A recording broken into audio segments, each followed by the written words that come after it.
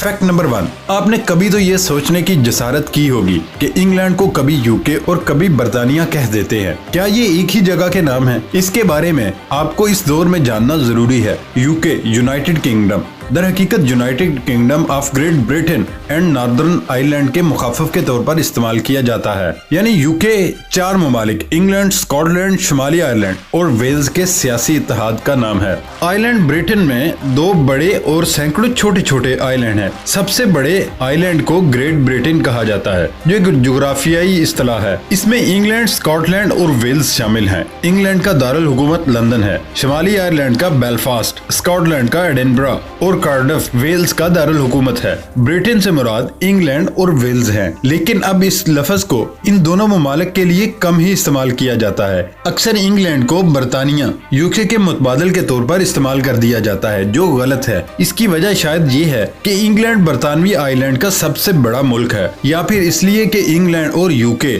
इनका दारुल हुकूमत लंदन ही है। फैक्ट नंबर 2, निस्वार तंबाकू से बनी हुई गहरे सब्ज रंग की हल्की नशा आवर चीज है। निस्वार खाने वाला एक चुटकी के बराबर अपने मुंह में रखता है और उससे लुत्फ अंदोज होता है। इसको तंबाकू के पत्तों को बारीक पीस कर और फिर उसमें हस्बे मंशा चूना मिलाकर तैयार किया जाता है। साइंस ने इसके नुकसानात भी काफी बताए। अक्सर दोस्त समझते होंगे कि निस्वार पश्तूनों की सकाफत है और इसको पख्तून कौम ने इजाद किया। ये एक गलत फहमी है। निस्वार दरअसल 15वीं सदी में अमेरिका से शुरू हुई, जिसका जिक्र 15वीं सदी की बुक्स से मिलता है। यूरोप में 17वीं सदी में आम इस्तेमाल हुआ। कनाडा में सबसे पहले होंठ के नीचे रखकर इसका इस्तेमाल शुरू हुआ। 1493 से 1496 में कोलंबस की जानिब से अमेरिका दरियाफ्त के सफर के दौरान एक राहब रेमन पेन ने इजाद किया था। इस तरह रफ्ता रफ्ता ये पूरी दुनिया में मशहूर होने लगी और बाद में बहुत से ममालिक ने इस पर सख्त पाबंदियां आयद कर दी। पाको हिंद में गैर मुल्की कंपनियों की आमद के साथ ये चीज भी मुतारिफ हुई। इसका इस्तेमाल भी फैल गया।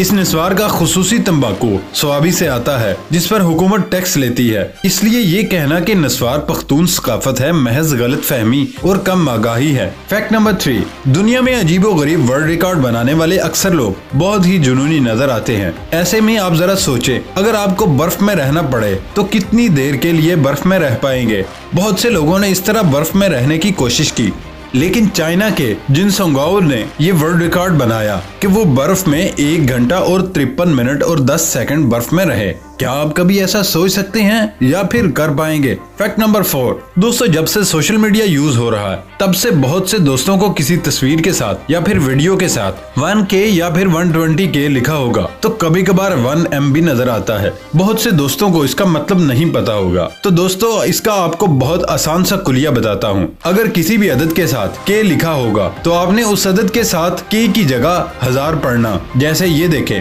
123K लिखा हो तो आप इसको ऐसे पढ़े 123,000, तो आप फौरन समझ जाएंगे 1,23,000। इसी तरह M मिलियन के लिए यूज होता है। मिलियन 10 लाख को कहते हैं। इसी तरह जिस अदद के साथ M लिखा होगा उसे मिलियन शुमार करेंगे। 2M को 2 मिलियन कहेंगे और इसमें 20 लाख होंगे। क्या आप ये पहले से जानते थे? फैक्ट नंबर 5, आपने ऐसे कई अफराद आजकल सड़कों पर देखे होंगे जो अपने इर्द गिर्द देखने की बजाय अपने फोन में गुम अपनी मंजिल की जानिब जा रहे होते हैं और अक्सर हादसात का शिकार हो जाते हैं। और ऐसे ही लोगों के तहफ़्फ़ुज़ से परेशान चीन के एक शहर में इनके चलने के लिए एक मखसूस फुटपाथ बनाया गया। चीन के शहर शियान में अब फोन इस्तेमाल करने वाले आदि अफराद के लिए रास्ते बनाए गए ताकि वो हाथों में डिवाइस और सर झुकाए बगैर किसी परेशानी के अपनी मंजिल तक पहुंच सके। 100 मीटर लंबा और 80 सेंटीमीटर चौड़ा फुटपाथ पर मोबाइल फोन एक तस्वीर भी बनाई गई है, जबकि सेल फोन का लफ्ज भी तहरीर किया गया। इसके बराबर में ही ऐसे अफराद के लिए रास्ता दिया गया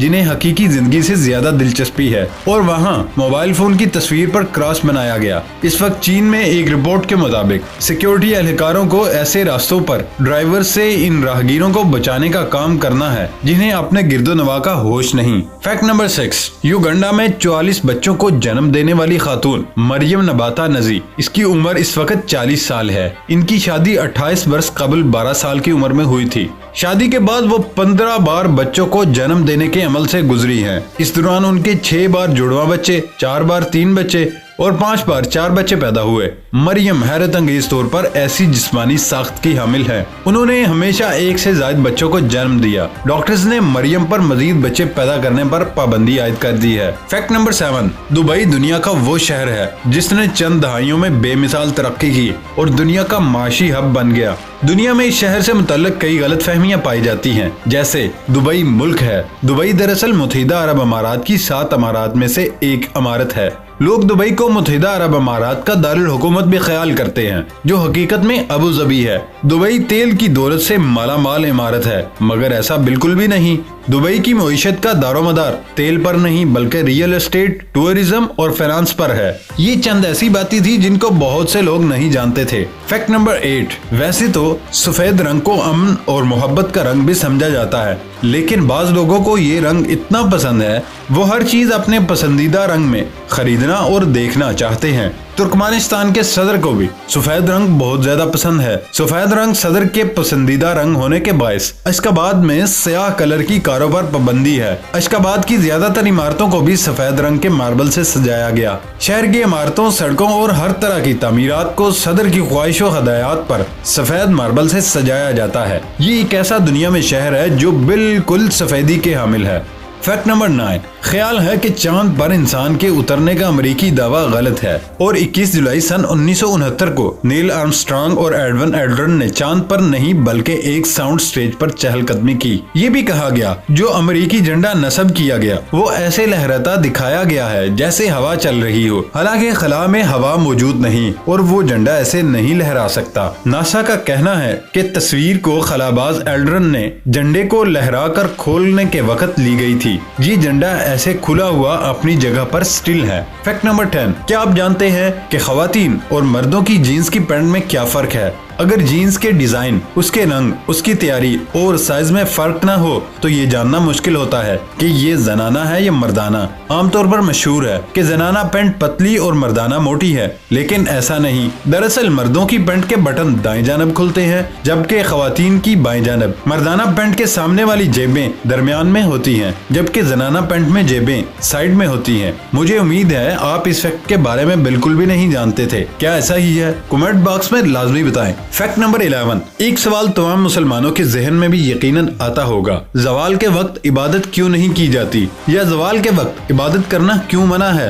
कहा यह जाता है कि जवाल के वक्त तिलावत कुरान और दीगर तस्बीहात नहीं करनी चाहिए। बाज लोग इस अमर में भी कहते हैं कि इस वक्त इबादत करने से जिन नाजल हो जाते हैं, जबकि कुछ ये कहते हैं ये जिन्नों की इबादत का वक्त है। ऐसा कुछ भी नहीं। हकीकत ये है कि तलुए आफ्ताब और गुरूबे आफ्ताब और जवाल के वक्त कफ्फार सूरज की पूजा करते थे, इसलिए मुसलमानों को इन औकात में इबादत करने से मना कर दिया गया ताकि कफ्फार ये न समझ बैठे कि मुसलमान भी इनकी तरह सूरज की पूजा करते हैं। फैक्ट नंबर 12, बरतानिया की मलका एलिजाबेथ के सिलसिला नसब के हवाले से बाज़ मुअर्रिखीन ने अजीबो गरीब दावा किया, जिसके मुताबिक मलका का तावन कुरून वस्ता के स्पेन के उन मुस्लिम हुक्मरानों की नस्ल से है जिनका शजरा नसब हजूर अकरम सल्लल्लाहु अलैहि वसल्लम से जाकर मिलता है। मगरबी मुअर्रिखीन ने दावा किया कि कुरून वस्ता के स्पेन के ये हुक्मरान इमाम हसन रजी अल्लाह तआला अन्हु की नस्ल से थे, जो हिजाज मुकद्दस से स्पेन मुंतकिल हुए और वहाँ हुकूमत की। उनमें एक बादशाह का नाम अल-मुअतमिद इब्ने इबाद बताया जाता है, जिसकी एक बेटी शहजादी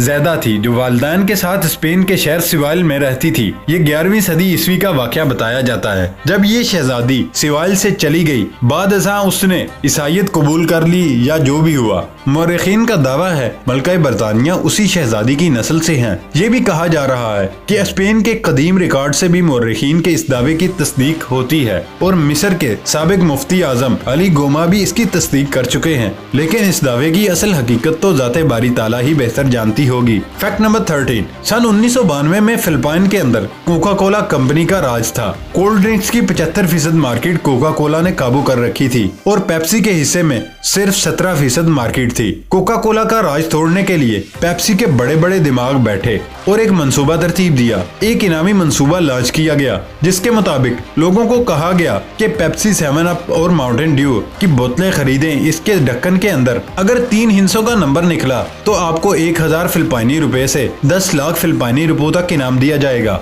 मुख्तलिफ नंबर्स पर मुख्तलिफ इनाम होगा। लोगों को रोजाना की बुनियाद पर छोटे छोटे कैश प्राइज मिलने लगे। 1 मिलियन यानी 10 लाख फिलिपाइनी रुपयों का विनर का ऐलान 25 मई 1992 को होना था। लोग इस ऐलान के बाद दीवाने हो गए। अगले 2 हफ्तों में पेप्सी की सेल 40% बढ़ गई। 2 हफ्तों में फिलिपाइन की आधी से ज्यादा आबादी ने पेप्सी की बोतलें खरीदी। 25 मई 1992 को पेप्सी ने ऐलान किया कि 349 नंबर के ढक्कन वाला 10 लाख रुपए का हकदार है। पेप्सी के ख्याल में उन्होंने 349 नंबर के ढक्कन वाली सिर्फ एक पेप्सी बनाई थी, लेकिन उसी दिन शाम को 4,90,000 लोग ढक्कन उठाए सड़कों पर निकल आए। सबने 10-10 लाख का मुतालबा कर दिया।